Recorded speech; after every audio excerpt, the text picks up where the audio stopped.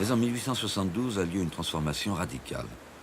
De l'ancien moulin, on ne garde que les 3 piles de pierre, auxquelles on en rajoute une 4e. Au-dessus, toute la construction en bois est rasée, et à sa place, l'architecte Jules Saulnier construit une des usines les plus novatrices de son temps. L'usine hydraulique de Noisiel, le bâtiment principal de la plus grande fabrique de chocolat du monde.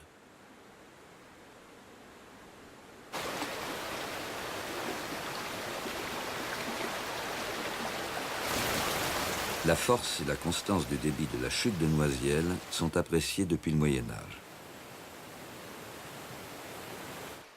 Dans la nouvelle usine, les anciennes roues du moulin sont remplacées par 3 turbines de conception moderne, aujourd'hui disparues.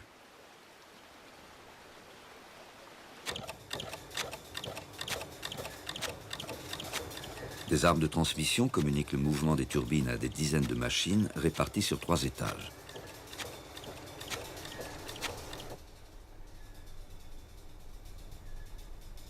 Alors que l'énergie monte, le processus de production suit le chemin inverse. Les fèves de cacao sont broyées au 3e étage, la pâte qui en résulte est malaxée puis mélangée avec du sucre aux étages d'en dessous. Pour supporter le poids et les vibrations de ces dizaines de machines qui tournent en même temps, le bois ne suffit plus. Il faut un matériau nouveau, ce sera le fer. Le fer, dont l'usage s'est généralisé depuis le milieu du XIXe siècle, avait déjà été utilisé 10 ans plus tôt sur le site de l'usine. Mais il ne s'agissait que du toit d'un atelier dont il ne reste plus aujourd'hui que l'ossature, tout en tension et en finesse, sans commune mesure avec le nouveau moulin, sans doute le premier bâtiment au monde construit sur une charpente entièrement métallique.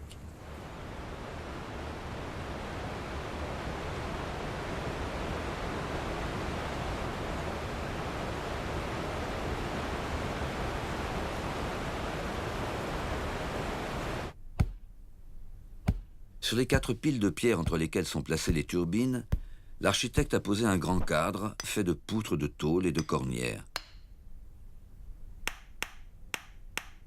Ce cadre sert de base à la structure métallique du bâtiment, semblable à une grande cage sur laquelle viendront s'accrocher les planchers et les murs.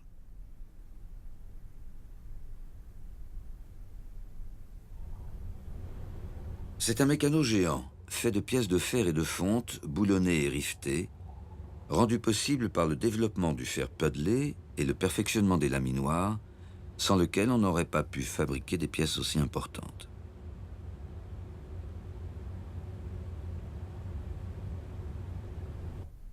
Les poteaux de tôle extérieurs qui portent la façade montent d'un seul tenant jusqu'à la corniche. Des colonnes intérieures et des consoles portent les 2 premiers étages. Au 2e étage, il n'y a plus de colonnes. Le plancher est suspendu à des tirants de métal accrochés à la charpente du toit, ce qui permet de libérer l'étage de toute structure porteuse. L'ensemble est contreventé, c'est-à-dire rigidifié par un treillis diagonal qui assure la parfaite verticalité des poteaux métalliques.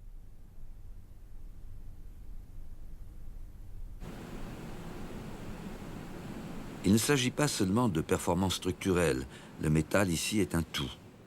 Il est dans les châssis des fenêtres et dans la dentelle qui décore leur cintre, dans les cloisons, dans les marches des escaliers en fonte striée recouvertes de grès cérame. Le bâtiment se veut aussi systématique, aussi rationnel que le processus industriel pour lequel il est construit. Un bâtiment-machine pour abriter des machines.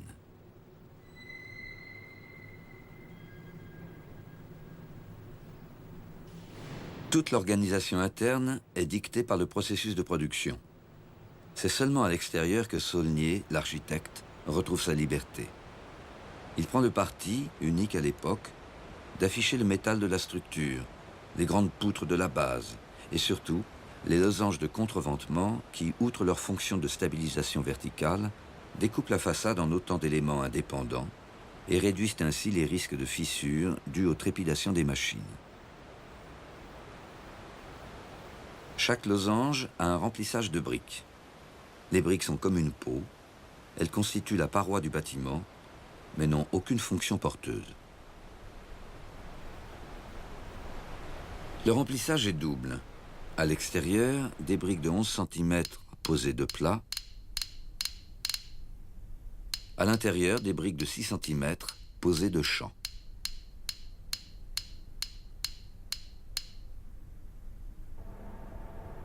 Les briques de l'intérieur sont enduites de plâtre pour des raisons d'hygiène. Mais à l'extérieur, l'architecte laisse la brique apparente, la brique comme unique décor, la brique dans tous ses états. Des briques nature, d'argile blanc d'un ton clair pour le fond, des briques grises, teintées avant cuisson pour les motifs en contrepoint des losanges de métal.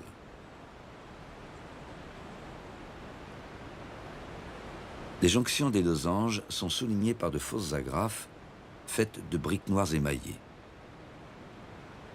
Les mêmes briques noires dessinent avec d'autres briques émaillées, rouges et jaunes, des motifs simples d'une géométrie surprenante.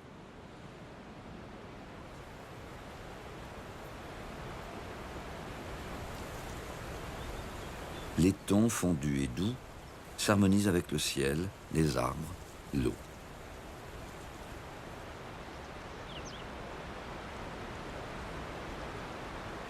L'élégance ici n'est toutefois pas un but en soi.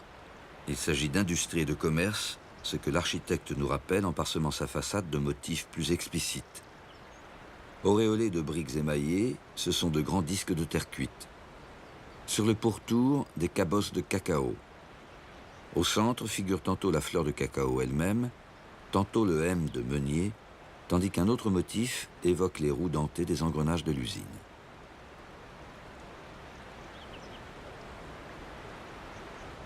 Ce décor d'un luxe extraordinaire pour une simple usine peut nous paraître ludique, naïf, presque enfantin.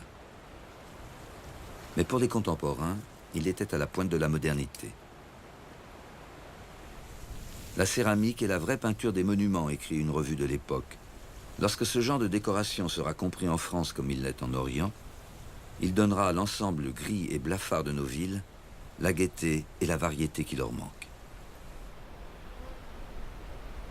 C'est aussi un excellent investissement. La combinaison du métal et de la brique émaillée fait sensation.